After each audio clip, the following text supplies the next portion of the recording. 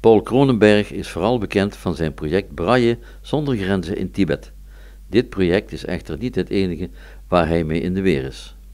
En sinds 2009 zijn we ook actief in Zuid-India, in Kerala, dus de staat Kerala. En daar hebben we een project opgezet met de naam Kantari. Kantari, dan leiden we mensen op die zelf iets hebben door of overleefd en juist daarom een eigen project, een eigen sociaal project op willen starten.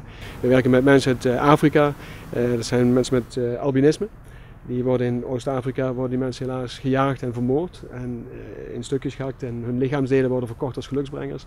We hebben ex-kindsoldaten uit Sierra Leone in Liberia die tegenwoordig andere ex-kindsoldaten opleiden in vaardigheden anders dan het vermoorden van mensen, want dat is eigenlijk het enigste wat ze konden. In India hebben we mensen of vrouwen die verkracht zijn en die nou andere vrouwen die ook verkracht zijn onderwijzen in beroepen, zodat ze zelf geld kunnen verdienen en minder afhankelijk worden van hun mannen, zodat ze op eigen benen kunnen staan.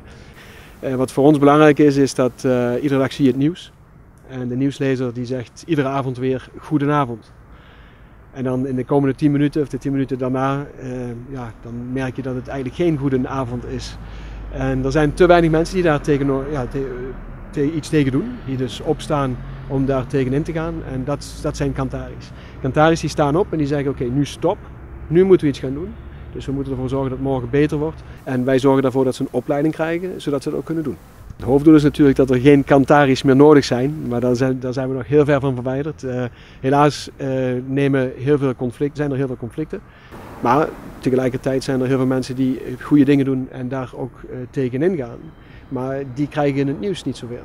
En dat is natuurlijk, dat proberen we natuurlijk wel te bereiken. Dat de maatschappij ziet dat er heel veel mensen zijn die goede dingen doen. En dat er ook heel mooie dingen gebeuren. En dat het ook weer verbetert. Het verslechtert niet alleen maar. We zijn van hulp afhankelijk. Natuurlijk financiële ondersteuning, dat is één deel. Maar waar mensen ook kunnen helpen is het verspreiden dat Kantari bestaat. Als iemand geïnteresseerd is, die kunnen zich aanmelden via onze website www.kantari.org. Zodat de wereld van morgen toch iets beter wordt en dat we die balans tussen wat er slechter is, dat toch in evenwicht gehouden kan worden.